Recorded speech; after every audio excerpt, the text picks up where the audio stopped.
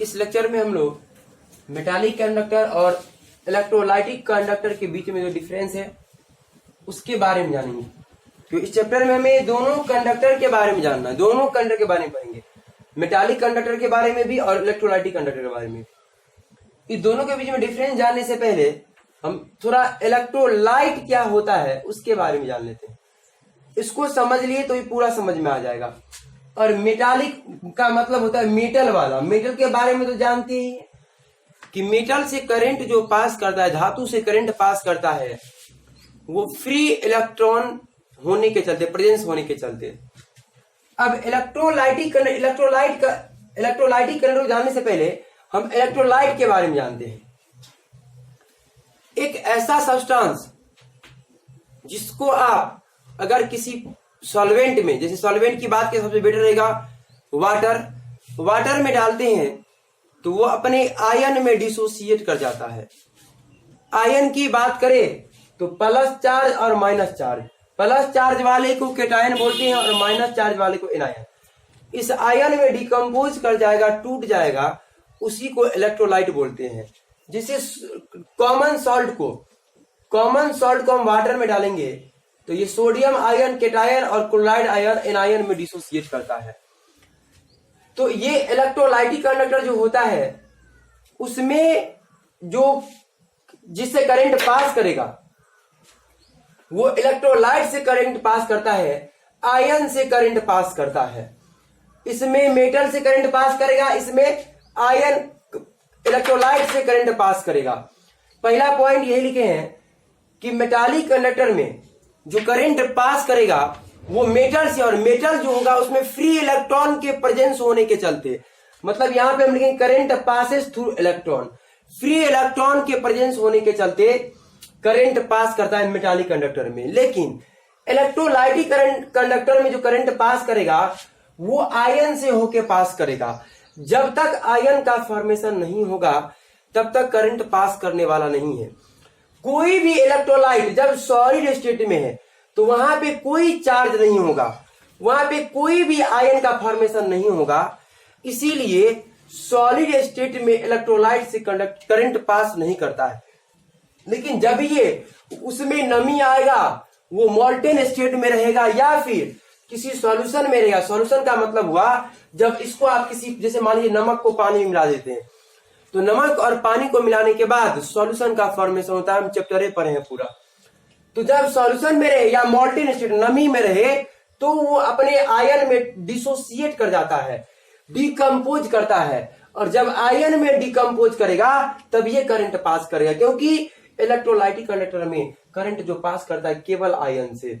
जैसे आप नमक सॉलिड स्टेट शुद्ध ठोस अवस्था में रहे तब उससे करंट पास करवा के देखिए, उससे करंट पास नहीं करेगा। लेकिन जब उसको आप पानी में डाल दीजिए तो वो एक विद्युत का अच्छा सुचालक बन जाता है, गुड कंडक्टर हो जाता है।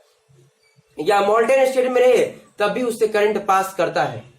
तो यहाँ पे वही बात लिखी है, पहला पॉइंट करंट पास करेगा मेटालिक कंडक्टर इलेक्ट्रॉन के द्वारा, इलेक्ट्रोलाइटिक कंडक्टर में आयन के द्वारा। Second point, current passes without decomposition. Metallic conductor को डिकम्पोज करने का, टूटने का जरूरत नहीं पड़ता है, तब भी करंट पास करता है क्योंकि फ्री इलेक्ट्रॉन के चलते होता है। लेकिन इलेक्ट्रोलाइटिक कंडक्टर में जब तक वो अपने आयन में डिकम्पोज नहीं करेगा तब तक करंट पास नहीं करेगा। इसीलिए इसको डिकम्पोजिशन का जरूरत पड़ेगा, मतलब टूटेगा तब ये करंट पास करेगा।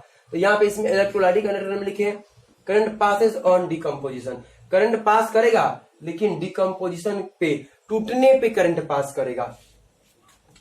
उसके बाद मेटालिक कंडक्टर में करंट पास करता है, सॉलिड स्टेट रहे या लिक्विड स्टेट रहे, कोई भी स्टेट रहे करंट पास करेगा क्योंकि करंट फ्री इलेक्ट्रॉन के चलते होता है। लेकिन इलेक्ट्रोलाइटिक कंडक्टर में सॉलिड स्टेट में करंट पास नहीं करता है। जब ये मोल्टेन स्टेट में रहे या सॉल्यूशन में रहे तब ये करंट पास करेगा, अदरवाइज करंट पास नहीं करेगा। सॉल्यूशन का मतलब हो गया कि जब, जैसे मान लीजिए आप किसी इलेक्ट्रोलाइट को, जैसे नमक ले लेते हैं, इसको पानी में डाल दीजिए, सॉल्यूशन बन जाएगा। पानी में डालने के बाद आयन में डिकम्पोज कर जाएगा और जब आयन में डिकम्पोज करेगा तो उससे आसानी से करंट पास कर सकता है।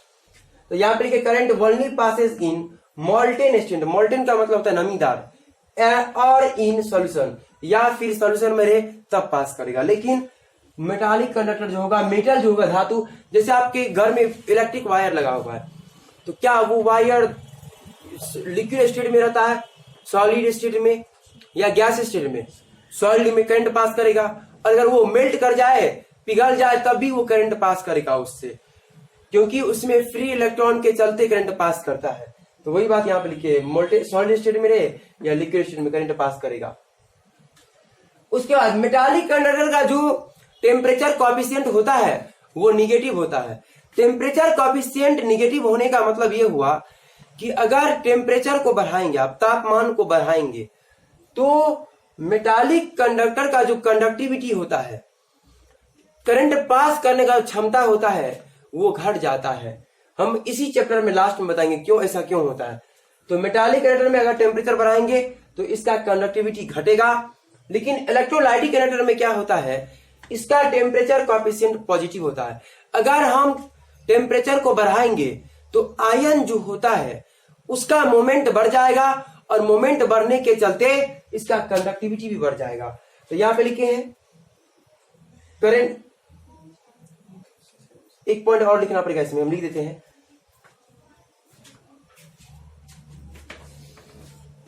Conductivity increases as the temperature increases, sorry इसमें डिक्रीजेज हो जाएगा, conductivity decreases, conductivity decrease as the temperature increases. अब इसमें होगा कंडक्टिविटी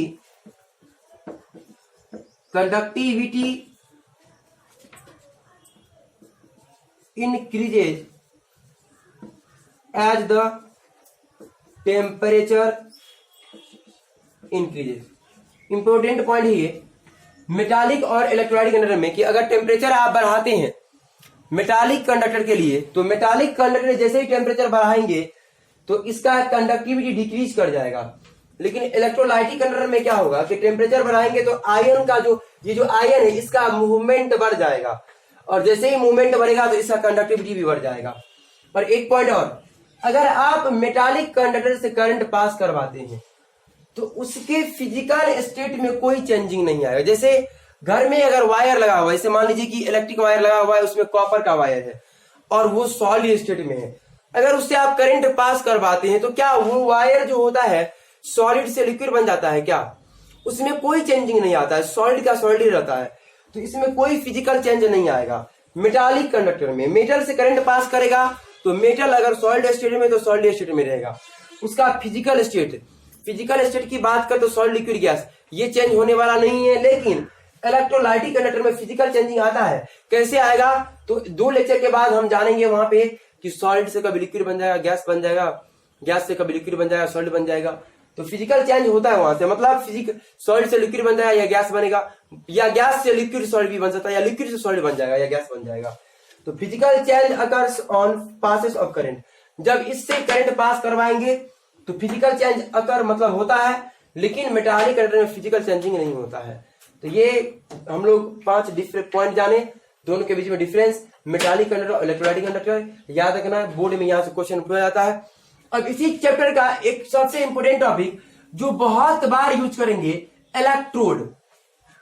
इलेक्ट्रोड क्या होता है, तो इस पूरे चैप्टर में बहुत बार इस तरह से फिगर बनाएंगे और आपको दिखाएंगे 2 रॉड यूज करते हैं। ये रॉड देखिए आपको प्लेट जैसा लग रहा होगा, तो 2 रॉड वायर के फॉर्म में, वायर की तरह रहे या प्लेट ऐसे रहे, ऐसे प्लेट के फॉर्म में, जहां पे ऑक्सीडेशन और रिडक्शन होता है। ये ऑक्सीडेशन और रिडक्शन क्या होता है हम आपको बता रहे हैं। वैसे ऑक्सीडेशन रिडक्शन चैप्टर है 11th का, बहुत इंपोर्टेंट, और सिंपली और ऑक्सीडेशन रिडक्शन का बहुत मायने होता है, लेकिन यहाँ पे हम सिर्फ एक ही मायने जानेंगे। ऑक्सीडेशन का मतलब जानना है लॉस ऑफ इलेक्ट्रॉन, और रिडक्शन का मतलब जानना है गेन ऑफ इलेक्ट्रॉन। इलेक्ट्रॉन का निकलना ऑक्सीडेशन और इलेक्ट्रॉन का आना रिडक्शन, ऐसे याद रखना है। तो 2 रॉड, वो रॉड मेटल का रहेगा, केवल और केवल मेटल का, जहां पे ऑक्सीडेशन और रिडक्शन होता है उसी को हम लोग इलेक्ट्रोड बोलते हैं। और जहां पे ऑक्सीडेशन और रिडक्शन होता है, ये इलेक्ट्रोड 2 रॉड जो है उस दोनों का नाम अलग अलग है, एक एनोड और एक कैथोड। दोनों के बीच में हम डिफरेंस बताते हैं, तो बढ़िया से एक्सप्लेन करेंगे। ये जो दो रॉड दिख रहा है आपको इस कंटेनर में, इसी रॉड को हम लोग इलेक्ट्रोड बोलेंगे। इलेक्ट्रोड दो तरह का होता है, एक एनोड होता है, एक कैथोड होता है। सिंपली सबसे मेन पॉइंट है, एनोड पे ऑक्सीडेशन होता है, कैथोड पे रिडक्शन। और भी बात है हम नेक्स्ट लेक्चर में आपको बता रहे हैं। ये लैंग्वेज में लिखे two rod in forms of wire और प्लेट, दो रॉड वायर और प्लेट के फॉर्म में, एट विच जहां पे oxidation and reduction take place, जहां पे ऑक्सीडेशन और रिडक्शन होता है, इस कॉल्ड कहलाएगा इलेक्ट्रोड। इलेक्ट्रोड दो तरह का होता है, एक एनोड और एक कैथोड। इसके बाद हम दोनों के बीच में डिफरेंस बताते हैं, और बोर्ड में पूछता भी है इलेक्ट्रोड क्या होता है, और एनोड कैथोड के बारे में भी पूछा है बोर्ड में, और कंपटीशन में भी पॉइंट बन के आता है। इसके बाद हम दोनों के बीच में डिफरेंस बता रहे हैं।